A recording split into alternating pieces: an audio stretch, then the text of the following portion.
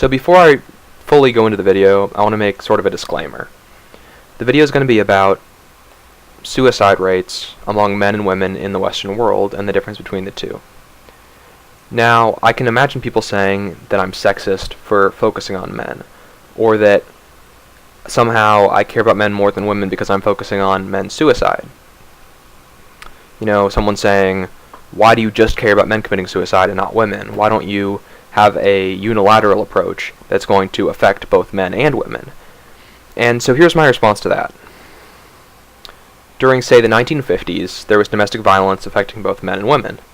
But I think most people will agree, and I don't have the statistics in front of me, but I would imagine, that women suffered a lot more domestic violence issues than men did.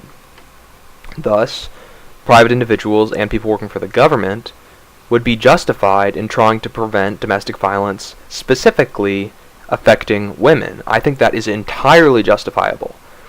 And I think that a similar argument can be made here. So I just wanted to get that out there. You might disagree with it, but I think that if you assume that's true, I think a lot more of the video will sort of be palatable. There are a few facts I want to look at. The first one is related to the number of suicides by year in the United States comparing men to women. And I'm taking these facts from the World Health Organization, and I'm going to link the source in the description.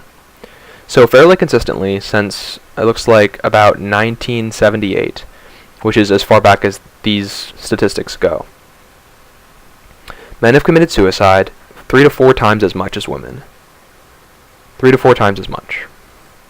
For instance, in 2009, a little under 7,400 women committed suicide, 7,400. Compare that to over 27,000 men committed suicide. So that's more than 3 times as many men. So it's an issue that affects men, I would argue, significantly more than women in the United States. Next, I have a couple facts that relate to the UK. I got one from The Guardian and one from The Telegraph, that's why.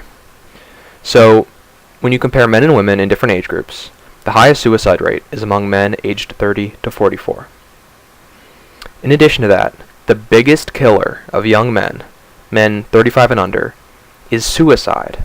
It's more than road accidents, murder, and HIV/AIDS combined. It's a big issue. To make it even more tragic, in the last 30 years in the UK, the suicide rate among women has decreased by almost 50%. If you look at the suicide rate among men over the last 30 years, it's remained about constant. This is a major issue, and it's an issue that, in my opinion, isn't being addressed enough, and isn't being focused on men enough.